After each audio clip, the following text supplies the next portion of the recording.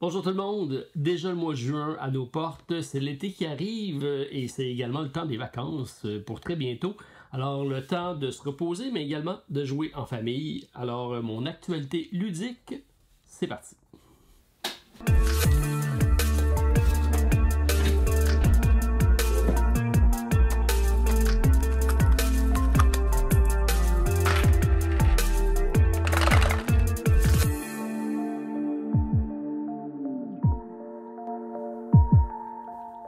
Bonjour tout le monde, très content de vous retrouver en ce samedi matin. Si vous l'écoutez lors de la parution de la vidéo, partagez café, petit déjeuner en votre compagnie. Cette semaine, j'y vais avec une suggestion d'un abonné. Alors, c'est Saint-Étienne, fier de son passé. Et il semblerait que le club de foot de la région a été acheté par un Canadien. Donc, un petit peu de Canadiens parmi vous. Alors, très content. On suivra les exploits de ce club-là, voir si ça va changer la donne. Mais voilà pour la petite nouvelle du jour avec Saint-Étienne qui est maintenant sous propriété canadienne. Quelques réceptions cette semaine. Peut-être juste une petite parenthèse par rapport à la semaine dernière. J'ai été présent très rapidement pour vous dire que je travaillais tout le week-end. C'était la vente d'entrepôt chez Randolph. Énormément de monde qui sont venus. Je remercie tous ceux qui sont passés venir me voir. Il y a plusieurs personnes qui ont pris la peine d'arrêter de discuter avec moi. Donc c'est toujours apprécié.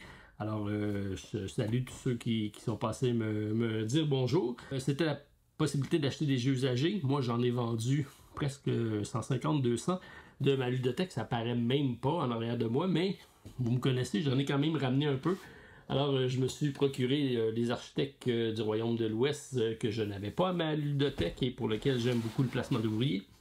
Et également Beyond the Sun, et donc le Tech Tree de Board Game, que j'avais déjà eu à ma collection, je l'avais pas gardé, mais là, il y a eu une extension qui vient de sortir pour le jouer en solo. Alors, je voulais aller tester ça, donc j'ai ramené entre autres ces deux jeux-là, et quelques autres, bien sûr. J'ai eu également pas mal de réceptions. Si vous n'avez pas écouté le podcast de l'autre côté du plateau, je vous invite à aller le télécharger. C'est spécial cette semaine sur notre retour de côté A, mais c'est également notre deuxième nomination au Temple de la Renommée. Donc le premier, je l'avais fait le mois dernier, c'était avec Castle of Burgundy, que j'avais reçu en format deluxe de Awaken Realms. C'est un jeu que j'ai adoré à l'époque, qui a été réédité 3 fois et qui m'a permis de le redécouvrir. Donc c'était pour notre première nomination, donc voilà. Et cette semaine, c'est la deuxième. Je ne vendrai pas le punch, je vous invite à aller écouter le podcast. Et on va avoir besoin de vos votes, voir si ça va passer au temple. Donc, je vous invite à aller écouter le podcast et de me laisser en commentaire, soit dans la vidéo ici, ou soit sur la page Facebook de l'autre côté du plateau, pour répondre au sondage. Alors, réception de la semaine. J'ai reçu ça ici, Rallyman. Donc, Rallyman, c'est un jeu, vous voyez, j'ai l'original que j'avais conservé. J'aime beaucoup les jeux de course et, bon, celui-là date de certaines époques. C'est un jeu que j'aimais beaucoup puisqu'on avait donc c'est des rallyes, c'est des circuits en ligne droite. Ben, en ligne droite, beaucoup de courbes, mais je veux dire, c'est pas un circuit en loop. On fait un trajet, une ligne d'arrivée, une ligne de fin. On va devoir essayer de couper les courbes autant que possible pour sauver des fractions de seconde. C'est un jeu dans lequel on va avoir des dés qui vont représenter nos vitesses, mais également les cartes qu'on va accumuler. Donc si je roule en 6e vitesse, ben, la carte a une valeur de 10 secondes, mais si je roule en première vitesse, la carte a une valeur de 50 secondes. À la fin, on va tout accumuler ces cartes-là, ça va être le temps de notre parcours. Donc c'est vraiment, c'est pas une course dans laquelle tous les adversaires sont l'un à côté de l'autre, c'est plutôt une course contre le temps. Ce qui en fait un excellent jeu solo, puisqu'on se bat contre nous-mêmes, après ça on compare nos scores. C'est un jeu que j'avais conservé à ma ludothèque parce que j'avais bien aimé. Et la bonne nouvelle, c'est que la compagnie Synapse, compagnie québécoise, revient avec celui-ci qui est une refonte du jeu. Beaucoup plus joli graphiquement, ça date... le jeu date de quelques époques. Donc on a maintenant des tuiles hexagonales dans lesquelles on va composer nos différents circuits. On peut même les personnaliser nous-mêmes. On a le même système brillant de dés et de cartes sur le temps. Je sais qu'il y a eu des améliorations. J'ai bien hâte de le tester. Alors c'est de 1 à 6 joueurs, 14 ans et plus, 60 minutes par partie. Et il y aura une espèce de challenge, une grosse compétition entre les différents reviewers, monde du jeu. qui sera organisé par Synapse. Donc, je vais essayer d'aller me pratiquer, voir si je vais être capable de participer à ce concours-là, parce qu'ils vont faire ça, je pense que c'est sur Board Game Geek, donc sur Board Game Arena, si je ne me trompe pas. Donc, ça, c'est Rallyman Dirt qui va me permettre de le ressortir, de le retester. La production, je l'ai regardée, elle est magnifique. Alors, content de savoir qu'on a une version finalement à jour et actualisée de Rallyman. Donc, une belle addition. À un jeu que j'avais conservé. Donc, c'est toujours bon signe quand je garde mes jeux aussi longtemps. C'est que c'est des jeux que j'apprécie grandement. Je vous ai présenté la semaine passée quelques jeux que je voulais essayer. Donc, c'est de commanditaire du podcast qui est La Pioche, la boutique de jeux à Québec, qui me fournit quelques jeux qui me permettent de les essayer, de vous en partager mes expériences ludiques. J'en ai parlé avec Martin sur le podcast. Donc, Evenfall, la semaine dernière, je l'ai présenté brièvement en disant c'est mon coup de cœur du moment. Donc, c'est un jeu de cartes, essentiellement. C'est un tableau building avec un engine building en même temps. Et c'est un jeu qui avait été présenté dans quelques top 10 2023 de reviewers, comme quoi c'est un jeu qui était apprécié. Je n'avais pas eu la chance de l'essayer. Ça vient d'arriver chez Matago en français. Alors, je me suis procuré pour le tester. Vous voyez les illustrations, c'est quand même magnifique. C'est un jeu dans lequel on va incarner un clan de druides, ou de magiciens si on veut. On va avoir des emplacements. Donc, on a 3 emplacements, ou 2 selon le nombre de joueurs, qui vont représenter différentes régions, des montagnes, des plaines et tout ça. Sur ces emplacements-là, il va y avoir des cartes de lieux qu'on va pouvoir explorer. Et on a notre plateau personnel qui peut être tous identiques ou asymétriques, il y a 2 côtés au plateau, c'est des plateaux à double épaisseur. Et on a des 8 ouvriers dans le jeu, donc on a des ouvriers qui vont représenter des sorciers et des ouvriers qui vont représenter des anciens. Ils n'ont pas la même fonction. Les sorciers, on va pouvoir les envoyer en exploration pour pouvoir aller repérer des lieux de pouvoir dans les différents endroits que je vous ai nommés et les ramener sur notre plateau personnel. Ça va devenir donc à ce moment-là des cartes qui vont être dans notre cercle éloigné qu'on va appeler. L'emplacement du cercle éloigné va nous permettre d'aller générer des ressources. Donc, on va pouvoir cueillir des ressources de cet emplacement-là. Les ressources sont simples, sont en ordre de 3, je pense. On a des herbes, on a de la connaissance et on a des potions. Donc, c'est essentiellement ce qu'on va aller chercher. C'est ce qui va nous permettre d'aller mettre des pouvoirs. Donc, c'est des rituels qu'on va avoir. Donc, notre carte est composée de rituels. Et le but, c'est d'aller créer des rituels, les amener dans notre cercle proche pour que nos anciens puissent aller faire les rituels. Ils sont vieux, ils se promènent pas trop loin, ils restent autour. Donc, c'est eux qui vont permettre de faire les rituels, qui vont débloquer un paquet de pouvoirs et qui va également faire nos points de victoire. C'est là qu'on va faire nos points de victoire. Donc, c'est toute cette dynamique de 3 repêchages-là, parce qu'on a des cartes, donc c'est un placement d'ouvriers, mais également un engine building de cartes. C'est super bien fait. La thématique colle bien. Ce qu'on fait dans la partie, ça fonctionne. Les rituels sont différents. Il y a également à la fin de chaque round, ils appellent ça des combats, mais c'est pas vraiment des combats, c'est plus une présence. Celui qui a la plus grande présence dans les régions, dans les 3 régions, va remporter une espèce de rune qui va multiplier nos points de victoire sur nos cartes. Donc, il n'y a pas de confrontation directe. Et sinon, on a quand même des niveaux à atteindre. Je pense que c'est 4, 6 et 8 en pouvoir. Les pouvoirs, c'est le nombre de personnages qu'on aura sur le lieu, plus notre enchère, parce qu'il y a un système d'enchère avec de la mana. Donc, l'autre ressource qu'on pourra aller chercher, c'est collecter de la mana. Et on va avoir une roulette pour miser secrètement nos mana. Et là, à ce moment-là, on va pouvoir déterminer si on est premier, deuxième ou troisième dans chacune des régions. Et ça va toujours donner des bonus. Mais si on reste premier, en plus, on a la rune qui va multiplier nos points de victoire selon les différents emplacements. Ça fonctionne bien. Il y a un automa. L'automa, il y a un plateau spécifique à lui dans lequel il va tourner autour d'un cercle. Il va activer différents pouvoirs. C'est très très bien amené. C'est bien fait. C'est une compagnie peu connue. Mais franchement, ça vaut la peine d'être essayé. Donc, si vous avez la chance de mettre la main là-dessus. Evenfall, pour moi, ça a coché plusieurs cases qui font en sorte que c'est un jeu qui va rester dans ma bibliothèque et que j'apprécie grandement. Donc, voilà pour mon expérience ludique de Evenfall.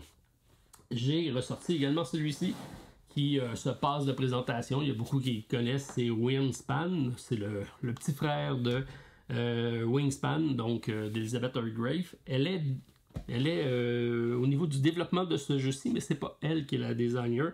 C'est Connie. J'ai ça ici, Connie Vogelman qui en est l'autrice pour celui-ci. Donc on a repris un peu les mécaniques de base de Wingspan et on les a transposées dans un univers de dragons. Ça fonctionne parce que les dragons ils volent et les dragons ont des œufs. Donc c'est à peu près ce qui reste en commun. Par contre, donc, on a une exploration sur 3 types d'emplacements qui sont des cavernes. Et là, il y a quelque chose de nouveau qui apparaît, c'est que on va déplacer un aventurier pour aller explorer les cavernes. Donc, on va excaver.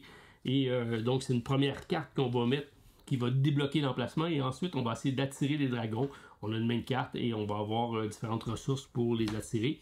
Il n'y a pas le système de dés pour aller chercher des ressources. Dans le cas présent, les ressources sont un petit peu plus difficiles à aller chercher parce qu'on va devoir activer des cartes et c'est en promenant notre personnage qu'on va aller chercher soit des ressources, soit des cartes ou soit des cartes d'emplacement. Et c'est ces 3 zones-là qu'on va activer avec nos différents personnages. C'est le même système où on a des combos de cartes qui fonctionnent. On va pouvoir glisser des cartes en dessous pour aller chercher des points. Les œufs vont donner des points de fin de partie. C'est beaucoup de similitudes avec Wingspan. Je vous dirais que l'aspect exploration, j'ai bien apprécié. Ceux qui apprécient Wingspan vont sûrement apprécier également celui-ci. Par contre, à choisir entre les deux, je pense que malgré la thématique qui m'accroche plus dans celui-ci, je pense que je préfère quand même Wingspan qui est plus collé sur la réalité avec les différents oiseaux. Celui-ci, le fait que ce soit des dragons, il y a un livre au complet de dragons qu'on peut feuilleter, mais on s'entend que ça reste de l'imaginaire. D'avoir du lait pour nourrir les petits dragonnets et du steak pour attirer les dragons, de l'or et des cristaux, c'est très cute, mais je veux dire, on a moins le feeling de quelque chose qui est logique dans tout ça. C'est plus un système de combo de cartes. Donc, ça fonctionne bien. C'est aussi bon que Wingspan, mais pour moi, il y a moins de thématiques présentes, à part l'exploration qui est en supplément, parce que, bon, on ne se colle pas à la réalité. Mais ça reste un très très beau produit. Donc, c'est en français chez Matago. C'est un produit de Stonemaier Games que vous connaissez sans doute. Il y a également un solo, donc c'est 1 à 4 joueurs, à 5 joueurs, 90 minutes par partie. Et c'est un jeu dans lequel donc l'automa va avoir un système très simple de cartes. On va les tourner et on va tourner notre marqueur sur la piste de la guilde. Ça c'est bien aussi, la guilde c'est présent dans le variant solo et multijoueur. Et en déplaçant ce marqueur-là, on va chercher des ressources et on va aller aussi se positionner sur des objectifs de fin de partie ou durant la partie. Et ça, c'est des plaques qui sont changeantes, donc j'aime la rejouabilité de ce côté-ci. Donc, il y a quand même beaucoup de petits éléments supplémentaires qui sont intéressants. Donc, ça vaut quand même la peine.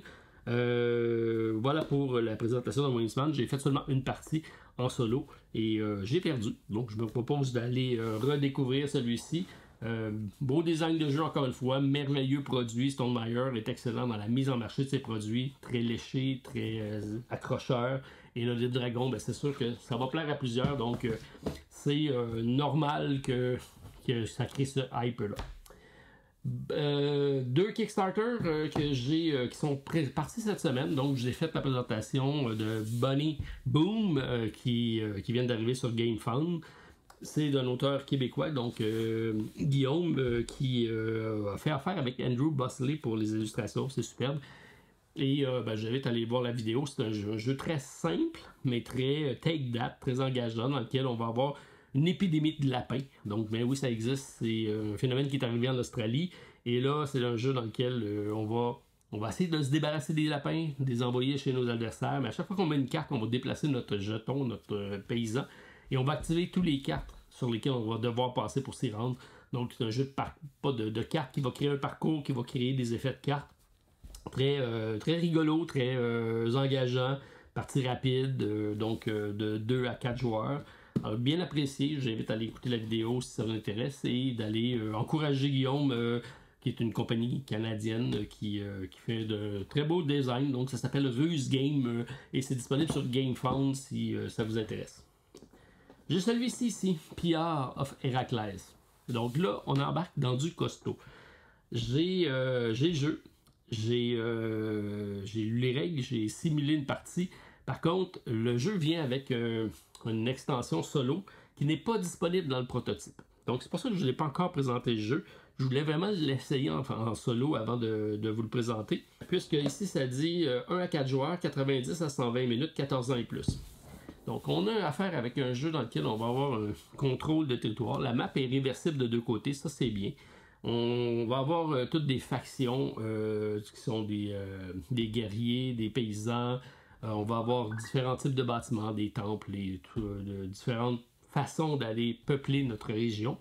C'est un jeu de majorité, mais de la confrontation, mais la confrontation n'est pas destructive, puisque lorsque je prends majorité sur un territoire, ben, ça va me donner des bonus, ça va me faire avancer sur des pistes de savoir qui sont aléatoires, qui vont changer d'une place à l'autre. Ces pistes de connaissances-là vont nous donner différents bonus, et c'est comme ça qu'on va compter les points de victoire, si on veut. On va avoir aussi je pense que c'est des temples, qu'on va pouvoir prendre possession, donc on va être un marqueur qui va nous appartenir, et si un adversaire vient me confronter sur le territoire, c'est lui qui prend les devants, ben c'est lui à ce moment-là qui va prendre possession de ce temple-là, il va prendre les pouvoirs qui vont avec, donc ça va s'échanger durant la partie. Je pense que c'est des citadelles d'ailleurs, c'est pas des temples. Puis donc c'est un jeu très très intéressant, il y a un système de cartes avec une rondelle d'action, les cartes vont nous faire déplacer sur cette rondelle-là. Ça va nous permettre donc de faire différentes actions, sont l'équivalent d'un 4X, si on veut, là, le déploiement, déplacer nos troupes, engager de nouvelles troupes. Il y a un aspect aussi de deck building, parce qu'on va pouvoir aller chercher des cartes au marché qui vont devenir des actions plus puissantes que nos cartes de base. C'est un jeu très très complet, qui, une coup pris en main, va bien quand même. C'est pas un jeu hyper complexe à prendre en main. Mais le solo, il y a un livre de règles presque aussi volumineux que parce que j'ai réussi à mettre la main dessus. Et c'est vraiment à l'état prototype présentement. Il est en testing. D'ailleurs, vous pouvez le télécharger pour aller le lire. Mais on voit que sont au début de ce développement-là. Donc, je vais peut-être les aider ou je vais peut-être commenter mes parties par rapport au développement du solo. Mais je sais que là, il annonce qu'il va en avoir un. Il est en développement présentement. Mais il n'est pas tout à fait peaufiné. Donc, je ne sais pas si je vais être capable de faire une présentation complète de ce jeu-ci en solo. Je ne croirais pas d'ici la campagne, mais je vais vous revenir avec une vidéo dédiée à Pliard of Héraclès. C'est un studio, je pense qu'ils sont à leur deuxième jeu. J'avais présenté sur la chaîne AO, Ruler of Yucatan, qui est un très très bon jeu de contrôle des territoires, le même style, mais plus simple que celui-là. Celui-là, il est vraiment plus complet. Alors voilà pour Pliard of Héraclès, qui est présentement disponible en sous-financement. Et je termine avec mon ami Stéphane, qui recommence à venir faire des soirées de gaming avec moi.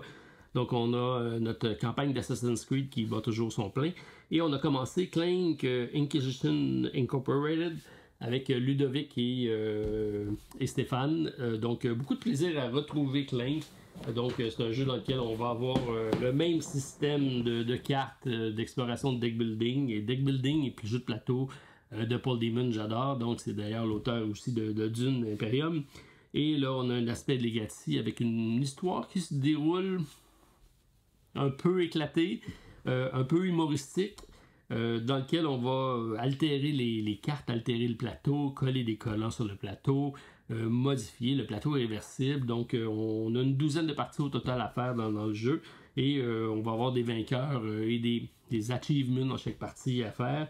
Donc j'aime beaucoup, c'est bien fait, c'est facile à prendre en main, ça se joue rapidement, c'est le même système avec les dés, les cubes dans le sac pour pouvoir faire des affrontements avec le dragon.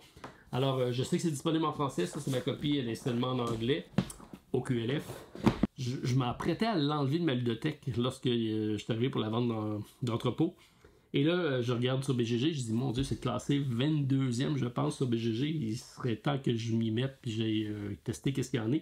Alors voilà, c'est commencé, on a du plaisir, on est rendu à l'épisode 3, donc je vous tiendrai au courant de l'évolution de la campagne avec Clank Legacy. Ça complète ma vidéo de cette semaine, alors je vous invite à commenter la vidéo, à me dire quel est votre coup de cœur cette semaine, qu'est-ce que vous avez apprécié découvrir en jeu de société. Et moi, ben, je fais tester mes nouveautés. Rallyman, c'est sûr que je veux essayer de m'améliorer parce que s'il y a une compétition, j'aimerais ça être à la hauteur. Et découvrir de nouveautés. Donc, j'attends de vous lire. On se parle via les commentaires. Sinon, ben, on se revoit la semaine prochaine pour une autre vidéo à la Société des Jeux. Bon week-end à tous.